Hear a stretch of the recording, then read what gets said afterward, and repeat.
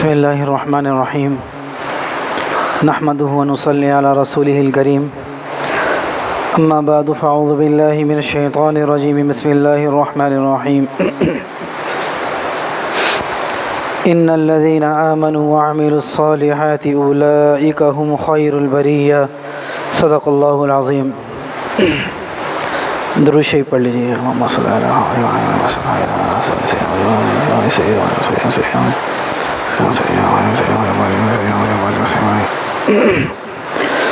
بزرگان محترم، برادران عزیز، اللہ رب العزت نے انسان کو جو مکلف بنایا ہے وہ اس کی اپنی استعداد کے حساب سے مکلف بنایا ہے۔ جتنی انسان کے اندر برداشت ہوتی ہے اتنی اس پر پریشانی بھی آتی ہے، جتنا انسان کے اندر صبر ہوتا ہے اتنے ہی انسان پر حالات آتے ہیں۔ تو غرض یہ کہ اللہ رب العزت نے انسان کو کمزور بنایا ہے۔ اللہ نے قرآن میں فرمایا خلق الانسان ضعیفا، انسان کمزور پیدا کیا گیا ہے۔ تو اس کمزوری کو سامنے رکھتے ہوئے اللہ رب العزت نے، چونکہ اللہ رب العزت تو جانتے ہیں کہ انسان بہت کمزور ہے، اتنا کمزور ہے اپنی جسمانی لحاظ سے بالخصوص کہ تھوڑی دیر کے لیے بیٹھ جائے تو کھڑا ہونا پڑتا ہے، ایک حیت میں بیٹھ جائے تو دوسری حیت کو اختیار کرنا پڑتا ہے۔ یہ انسان کا حال ہے۔ تو اللہ رب العزت نے اس انسان کے ساتھ بڑا عجیب معاملہ رکھا ہے، وہ یہ ہے کہ یہ تھوڑا سا اگر عمل کر لے تو اللہ رب العزت اس تھوڑے سے عمل کو بہت بڑھا کر انسان کی نجات کا ذریعہ بنا دیتے ہیں۔ جس نے ایک مرتبہ سبحان اللہ کہا، حدیث میں آتا ہے، تو اس کے ایک مرتبہ سبحان اللہ کہنے کی وجہ سے اللہ تبارک و تعالی جنت میں ایک ایسا درخت لگا دیتے ہیں کہ جس کے سائے کے نیچے عربی نسل کا گھوڑا، جو تیز رفتار گھوڑا ہوتا ہے، بہت تیز دوڑنے والا، وہ دوڑتا رہے تو وہ اس درخت کا سایہ ختم نہ ہو۔ یہ ایک سبحان اللہ پہ اللہ دے رہے ہیں۔ جیسے حدیث میں آتا ہے کہ جنت کسی سجی ہوئی چیز کا نام نہیں ہے، چٹیل میدان کا نام ہے۔ جیسے مسلمان، کوئی اللہ کا بندہ جب کوئی عمل کرتا ہے تو اللہ اس کے عمل کی بقدر اسے سجاتے رہتے ہیں۔ جیسے ہوتا ہے نا کہ ہم اپنے گھروں کو بناتے ہیں اور اس گھر کو اچھے سے اچھا ڈیکوریٹ کرنے کی کوشش کرتے ہیں، تو اللہ نے انسان کے جنت کے سجنے کے لیے جو اسباب بنائے ہیں وہ اس کے اعمال ہیں۔ تو آج کے درس کے اندر دو انمول باتیں جو کہ درود شریف کی صورت میں مجھے آپ حضرات کے سامنے پیش کرنی ہے۔ مفتی عبدالرؤف سکھروی صاحب مدث اللہ العلی، ان کی ایک چھوٹی سی کتاب ہے درود السلام کا حسین مجموعہ، بہت مشہور کتاب ہے، اور انہوں نے یہ کتاب جو ہے بیت اللہ شریف میں بیٹھ کر حتیم کے پاس بیٹھ کر وہیں پر اس کی تکمیل کی ہے، پوری کتاب کی۔ تو انہوں نے اس میں ایک درود شریف نقل کیا ہے شیخ الاسلام حضرت ابو العباس رحمہ اللہ کے حوالے سے۔ فرماتے ہیں کہ جو شخص، عرض کرنے کا مقصد یہ کہ اللہ رب العزت کے دینے کے بہانے ڈھونڈتے ہیں کہ کسی طریقے سے اپنے بندے کو میں کسی طریقے سے بہت ساری چیزیں دے کر اعمال کے ذریعے سے اپنا تعلق عطا کر دو۔ فرمایا کہ جو شخص اس درود شریف کو دن میں 3 مرتبہ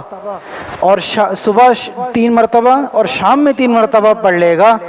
تو گویا ایسا ہے جیسے کہ 24 گھنٹے آپ صلی اللہ علیہ وسلم پر درود شریف پڑھنے والا شمار ہوگا۔ 24 گھنٹے۔ وہ درود شریف کیا ہے؟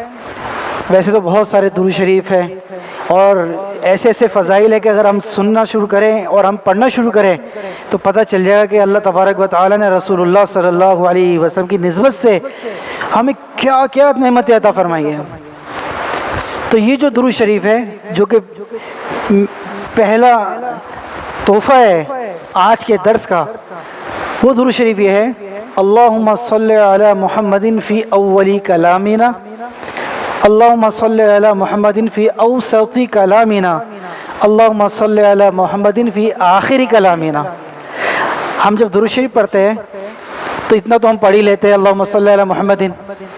اب اس میں تھوڑا سا یہ بڑھانا ہے فی اولی کلامنا، اور دوسرے جملے میں اللہم صلی علی محمد فی اوسط کلامنا جو کہ درمیانی کلام ہے، اور تیسرا جملہ یہ ہے اللہم صلی علی محمد فی آخری کلامنا۔ اب دیکھیے اللہ تبارک و تعالیٰ نے انسان کے لیے، مسلمان کے لیے نیکیوں کے حاصل کرنے کو کتنا آسان فرما دیا ہے، اور بالخصوص یہ نیکیوں کا جو سیزن چل رہا ہے کہ جس شخص نے 3 مرتبہ صبح پڑھ لیا، 3 مرتبہ شام میں پڑھ لیا، تو اللہ تبارک و تعالیٰ اسے 24 گھنٹے درود شریف پڑھنے والوں میں شمار فرما دے گا۔ کتنی بڑی نعمت ہے۔ ایک شخص اپنے کام میں لگا ہوا ہے، ایک شخص مارکیٹ میں جا رہا ہے، ایک شخص سودے کی دکان پہ کھڑا ہوا ہے، ایک شخص اپنے آفس کے کام میں لگا ہوا ہے، لیکن اگر اس نے یہ درود شریف صبح اور شام پڑھ لیا تو اللہ تبارک و تعالیٰ کی طرف سے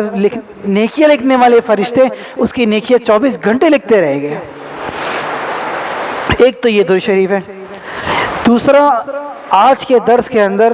جو دوسرا درود شریف ہے وہ اس کے بارے میں علماء فرماتے ہیں کہ یہ ہر شخص کو پڑھنا چاہیے، بہت ہی اس دور کے وقت کے اندر، اور جیسے کہ ہمارے حالات چل رہے ہیں ہر شخص پریشان ہے۔ فرمایا کہ جو شخص اس درود شریف کو پڑھ لے گا، ایک لائن کا ہے، لکھنا شروع کرے گا تو ایک لائن کا ہے، تو اللہ تبارک و تعالیٰ اسے 3 بڑے بڑے انعامات عطا فرمائے گے۔ عام طور پر وہ درود شریف ہم پڑھتے بھی ہیں، وہ درود شریف کیا ہے؟ اللہم صلی علی محمد وعلی آلہ وبارک وسلم۔ یہ میرے خیال سے ہم سب کو تقریباً یاد ہوگا، اللہم صلی علی محمد وعلی آلہ وبارک وسلم۔ علماء نے لکھا ہے کہ جو شخص یہ درود شریف ظہر کی نماز کے بعد 100 مرتبہ پڑھ لے گا اور روزانہ اس کے پڑھنے کی عادت بنا لے گا تو اللہ تبارک و تعالیٰ اسے 3 بڑے بڑے انعامات عطا فرمائے گے۔ پہلا انعام کہ اس درود شریف کے پڑھنے کی برکت سے وہ کبھی بھی مخروض نہیں ہوگا، وہ کبھی بھی مخروض نہیں ہوگا۔ اور دوسرا انعام، اگر کوئی شخص مخروض ہے، اب پڑھنا شروع کر رہا ہے، بہت اس پر اللہ نہ کرے کسی پر اگر قرض ہے، تو فرمایا کہ اللہ تبارک و تعالیٰ اس درود شریف کی برکت سے اس کے لیے ایسا بہترین انتظام فرما دے گے، اس کے سارے قرض ادا ہو جائے گے، اس کے سارے قرض ادا ہو جائے گے، چاہے لاکھوں میں ہو یا کروڑوں میں ہو۔ ان ذالک علی اللہ یسیر، اللہ کے لیے تو کوئی چیز مشکل نہیں ہے میرے محترم۔ اور فرمایا اس درود شریف کا تیسرا انعام کیا ہے؟ فرمایا کہ جو شخص اس درود شریف کو ظہر کی نماز کے بعد 100 مرتبہ پابندی سے پڑھے گا، اللہ تبارک و تعالی بغیر حساب کتاب کے اسے جنت میں داخل فرما دے گے۔ اب سوچئے، ایک لائن کا درود شریف ہے، اگر ہم لکھنا شروع کریں گے نا تو ایک لائن کا بنے گا، لیکن جب پڑھنا شروع کریں گے تو میرے خیال سے 5 منٹ بھی نہیں بنے گے، تھوڑا سا وقت نکالنا پڑے گا۔ لیکن اس چھوٹے سے درود شریف کی برکت دیکھیے کہ اللہ تبارک و تعالی ہمیں کتنے بڑے انعامات عطا فرما رہے ہیں کہ کبھی مقروض نہیں ہوگا، اگر اللہ نہ کرے مقروض ہوا قرض کی ادائیگی ہو جائے گی، اور تیسرا فرمایا کہ اللہ اسے بغیر حساب کتاب کے جنت میں داخل فرما دے گا۔ تو علماء نے یہاں پر ایک نقطہ بیان فرمایا ہے کہ جو شخص یہ درود شریف پڑھے گا، اس سے پتہ چلتا ہے اللہ اس کی روزی میں برکت نصیب فرما دے گا، اللہ اسے کسی کا محتاج نہیں بنائے گا سوائے اپنی ذات کے۔ اور فرمایا کہ اللہ تبارک و تعالی اس درود شریف کی برکت سے اس کا دین پر چلنا آسان فرما دے گا۔ لیکن آگے علماء فرماتے ہیں اس کے لیے کچھ شرائط بھی ہے کہ جو شخص کسی سے قرض لے تو سب سے پہلی اس کی یہ نیت ہو 100% کہ مجھے ادا کرنا ہے، یہ نیت نہ ہو کہ میں لے رہا ہوں اب دیکھے گا، زندگی رہے گی تو پھر دیکھے گا، بلکہ پہلی نیت یہ ہو کہ میں لے رہا ہوں اور مجھے ادا کرنا ہے، اور دوسرا فرمایا کہ جیسے ہی لے اسی وقت سے یہ ارادہ اور اسباب اختیار شروع کر دے کہ مجھے اسے واپس لوٹانا ہے، اور تیسرا فرمایا کہ اللہ سے دعا کرتے رہے، اے اللہ میں نے کسی سے یہ امانت لی ہے، مجھے واپس لوٹانی ہے، اے اللہ اس کے لیے کوئی ذریعہ اور وسیلہ پیدا فرما دے، اور فرمایا کہ اس کے بعد یہ درود شریف پڑھنا شروع کر دے اپنی پابندی کے ساتھ۔ علماء نے لکھا ہے، بزرگان دین فرماتے ہیں یہ اتنا مجرب نسخہ ہے کہ اگر اللہ نہ کرے کوئی انتہائی مقروض ہوگا، اللہ چند ہی دنوں کے اندر اس کے قرضوں کی ادائیگی کے لیے انتظام فرما دے گا انشاءاللہ، بہترین انتظام۔ تو میرے محترم، آج کے درس کا یہ خلاصہ یہی ہے، اور آخری بات یہ عرض کرنی ہے کہ ہم جہاں رمضان کے مہینے میں قرآن کی تلاوت کر رہے ہیں اور تسبیحات پڑھ رہے ہیں، نوافل پڑھ رہے ہیں، بہت ساری عبادت کر رہے ہوتے ہیں، الحمدللہ اللہ کی توفیق سے ہے، ہمارا کوئی کمال نہیں ہے، تو اس پر اللہ کا شکر ادا کریں۔ اور اس کے ساتھ ساتھ میری یہ درخواست ہے کہ اپنے معمولات میں، اپنی زندگی کے اندر درود شریف کو اپنے معمولات کا حصہ بنا لیجئے۔ فرمایا کہ جو شخص درود شریف کا اہتمام کرتا ہے، اللہ تبارک و تعالی اس کی روزی کے لیے بہترین انتظام فرما دیتے ہیں۔ جو شخص درود شریف کا اہتمام کرتا ہے تو جب وبائی امراض پھیلے ہوئے ہوتے ہیں، اس درود شریف کی برکت سے اللہ تبارک و تعالی وبائی امراض کو ختم فرما دیتے ہیں۔ جو شخص درود شریف کثرت سے پڑھتا ہے، بزرگوں نے لکھا ہے اللہ اسے حرمین کی زیارت نصیب فرماتے ہیں۔ جو شخص درود شریف کثرت سے پڑھتا ہے، بہت ساری اس کی فضیلت ہے، تو اللہ تبارک و تعالی اسے رسول اللہ صلی اللہ علیہ وسلم کی معیت نصیب فرمائے گے، اور رسول اللہ صلی اللہ علیہ وسلم کی شفاعت نصیب فرمائے گے، اور قیامت کے دن انشاءاللہ ثم انشاءاللہ اللہ تبارک و تعالی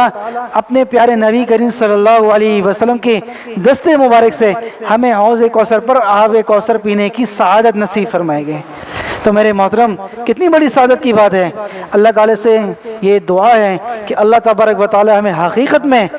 ان ساری باتوں پر عمل کرنے کی توفیق نصیب فرمائے، اور بالخصوص یہ ذہن میں رکھ لیجئے کہ درود شریف کو اپنی زندگی کا معمول بنا لیجئے۔ یقین مانیے ہر جگہ اندھیرا ہوگا، مشکلات اللہ نہ کرے ہوگی، اللہ تبارک و تعالیٰ اس اندھیرے میں سے اجالے کو ایسے نکال کر دکھائے گے کہ ہماری آنکھیں دنگ رہ جائے گی۔ اللہ تعالیٰ ہمیں عمل کرنے کی توفیق نصیب فرمائے۔ وآخر دعوانا ان الحمدللہ رب العالمین۔